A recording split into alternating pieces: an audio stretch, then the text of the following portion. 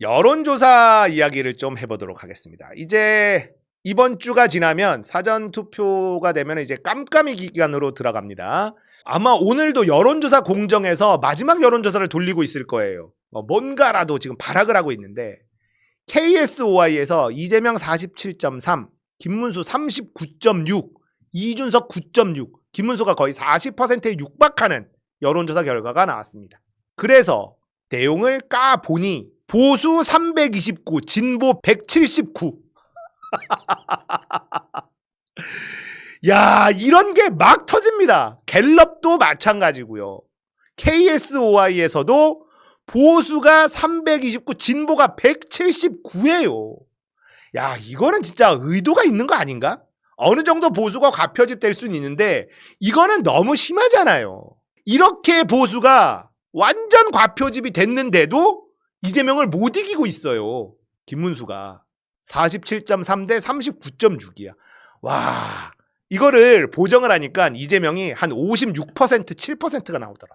자, 이렇게 나옵니다.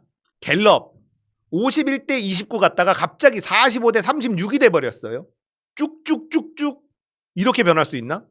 10% 이상 갑자기 움직일 수 있나? 쉽지 않거든요. 이거는 불가능한 거예요. 튄 겁니다.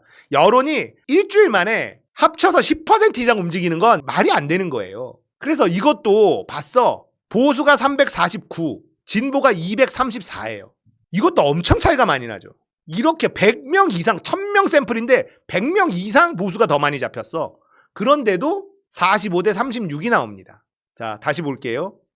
KSOI, 이재명 47, 김문수 39. 여기는 보수가 329, 진보가 179. 이게 지금 쏟아지고 있습니다. 여론조사 꽃 보겠습니다.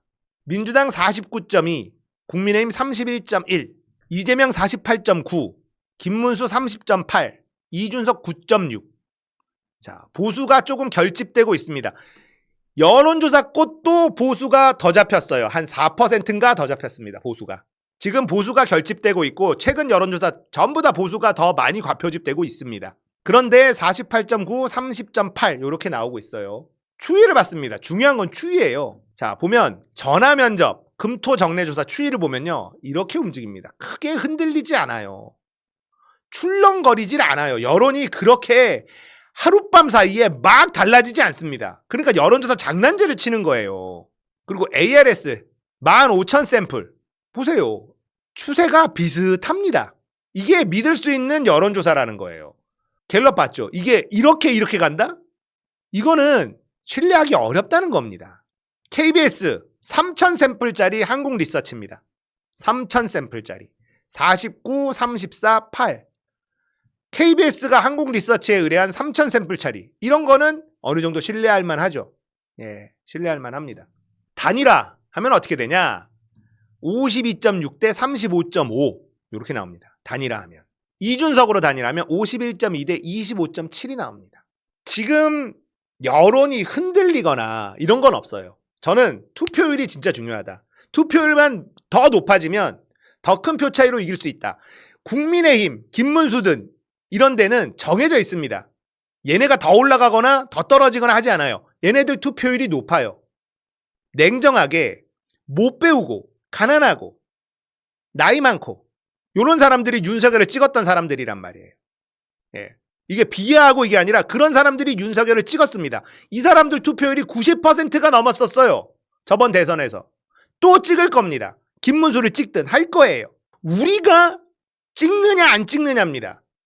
그 투표율이 이 득표 차이를 벌릴 겁니다. 다른 건 없어요.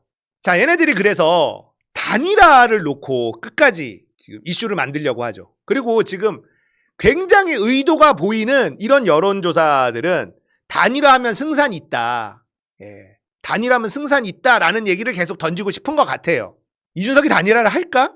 지금 이준석은 완전 딜레마에 빠져 있습니다. 완전 딜레마에. 자, 단일화를 하잖아요. 그래서 당권을 어느 정도 받고 이렇게 해. 그러면 준천지들의 대거 이탈이 예상이 됩니다. 말 바꾸기 프레임에 빠지게 되죠. 준천지들은 국민의힘을 싫어해요. 그런데 국민의힘이랑 다시 손을 잡는다? 저 내란 세력하고 다시 손을 잡는다? 이러면 준천지들이 이준석에 대해서 엄청 실망하게 될 겁니다. 요게 이제 단일화의 나쁜 점이죠. 이준석 입장에서. 근데 이대로 가면요. 10% 정도 득표는 예상이 됩니다. 지금 흐름으로 가면 10% 정도 나올 가능성이 충분히 있어요. 선거 비용 절반 보전받을 수 있죠. 지금 이준석은 선거운동이라는 게 거의 없습니다. 유세도 없고요. 돈 안 쓰기 선거 전략이에요. 학식 먹는 거 외에 뭐가 보이질 않죠. 돈을 최대한 안 쓰겠다는 게 느껴집니다. 거기다가 10% 이상 득표를 하면요. 향후 영향력에 꽤 의미가 있어요. 단일화를 안 하는 게 더 좋은 판단이죠. 이준석 입장에서는. 그런데 단일화를 안 하잖아요. 그러면 개혁신당에서 계속 정치를 해야 돼요. 이게 너무 싫은 겁니다. 예. 이준석 입장에서. 국민의힘을 먹고 싶은데 단일화를 안 해주잖아. 그러면 국힘 친윤계들이 받아줄 리 만무하잖아요. 지금 이준석한테 오라오라 하는 게 이준석이 좋아서가 아니야. 국민의힘 내부에서 이준석 다 싫어합니다. 개혁신당, 허은하, 김용남 다 튕겨져 나오는 거 보세요. 이준석이랑 같이 한 사람들 중에 이준석 좋아하는 사람이 없어요. 얘 인성에 문제가 있잖아. 이거는 검증이 됐어요 이미. 그러니까 국민의힘 내부에서도 이준석 좋아하는 사람이 없어. 근데 한동훈이 더 싫으니까 이준석 보고 오라. 이런 얘기를 하고 있는 거란 말이에요. 근데 단일화를 안 해줬다? 그러면은 친윤계가 당연히 이준석 안 받아주죠. 꼴보기 싫은데 뭐하러 받아주겠어. 거기다가 친윤계가 아니더라도 한동훈이 이제 버티고 있는데 단일화를 안 하면 한동훈이 당권을 먹으려고 안 하겠어요? 한동훈 인기 좋아요 지금 국민의힘 지지자들한테는.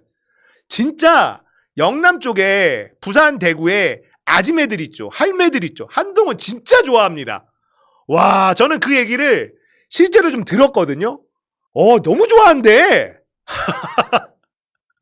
그래서 단일화를 안 해주면 친윤계도 당연히 이준석 싫어하니까는 필요 없고 한동훈이 딱 버티고 있으면 이준석 들어올 공간이 없어요. 국힘에 다시 들어갈 구멍이 너무 작아져요. 단일화를 안 하면.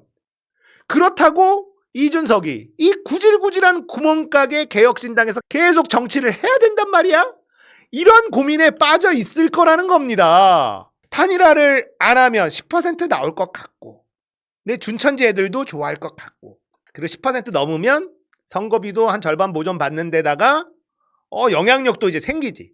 파워가 좀 생겨. 10% 이상 먹는 거 쉽지 않거든요. 그래서 단일화를 안 해야 되는데 단일화를 안 하면 개혁신당에서 계속 정치를 해야 돼. 국민의힘에 못 들어가. 들어갈 구멍이 안 보여. 한동훈까지 떡 버티고 있으니까. 이게 너무 괴로운 거야 이준석은 지금. 따뜻한 국힘에서 정치를 하려면 단일화를 해야 되고 단일화를 하자니 준천지도 빠져나갈 것 같고 손해가 막심하고 완벽한 딜레마에 빠진 이준석이다. 지금까지 분위기로는요. 안 할 가능성이 좀 더 높아 보입니다. 그럼에도 불구하고 이준석은 단일화 안 한다. 완주한다. 이런 표현을 절대 쓰지 않습니다. 이준석은 한 번의 예외 없이 단일화에 관심 없다고 이야기하고 있습니다. 이렇게 이야기합니다. 요런 식으로 요딴 식으로 이게 이준석이다. 자, 과연 이준석은 단일화를 할까요? 안 할 가능성도 조금 있어 보이는데 골치가 아플 겁니다. 이런 구질구질한 개혁신당에서 정치하는 거 너무 싫거든. 따뜻한 국민의힘에 들어가서 그걸 장악해야지 맛인데. 그죠? 아주 골치 아플 거예요.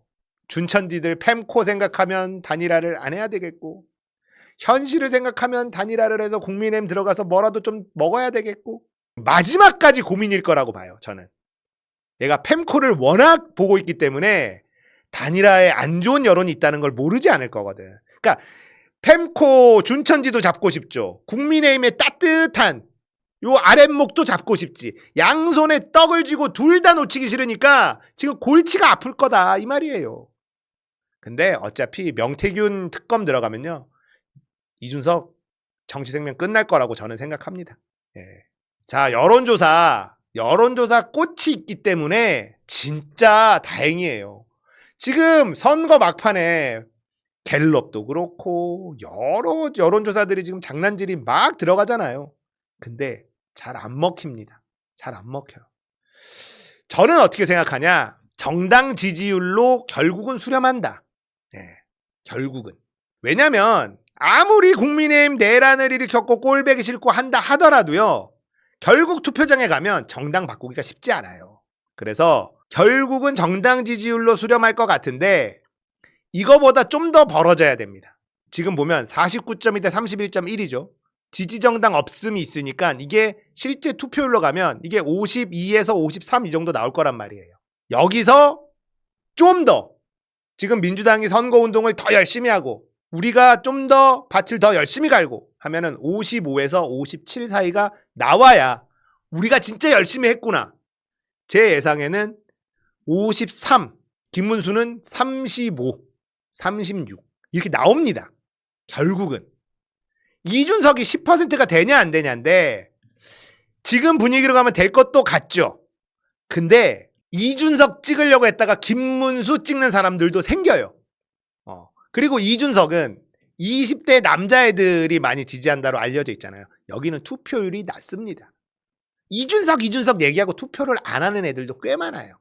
그래서 10% 될 듯 하다가 한 7% 정도 나올 가능성도 충분히 있다. 열심히 해야겠죠. 큰 표 차이로 이겨야 이재명의 개혁이 더 쉽게 갑니다. 물론 우리가 생각한 것만큼 큰 표 차이로 이기지 않아도요. 이재명의 개혁은 성공할 겁니다. 압도적인 표차로 이겨서 마음 편하게 국정 초반을 좀 가져갔으면 좋겠다라는 게 우리의 간절함이긴 하지만 그렇게 되지 않았다 하더라도 너무 실망할 필요가 없어요. 사전투표 꼭 하시고 많은 사람들 사전투표하라고 독려도 해주시고 열심히 해서 결과를 겸허히 받아들입시다.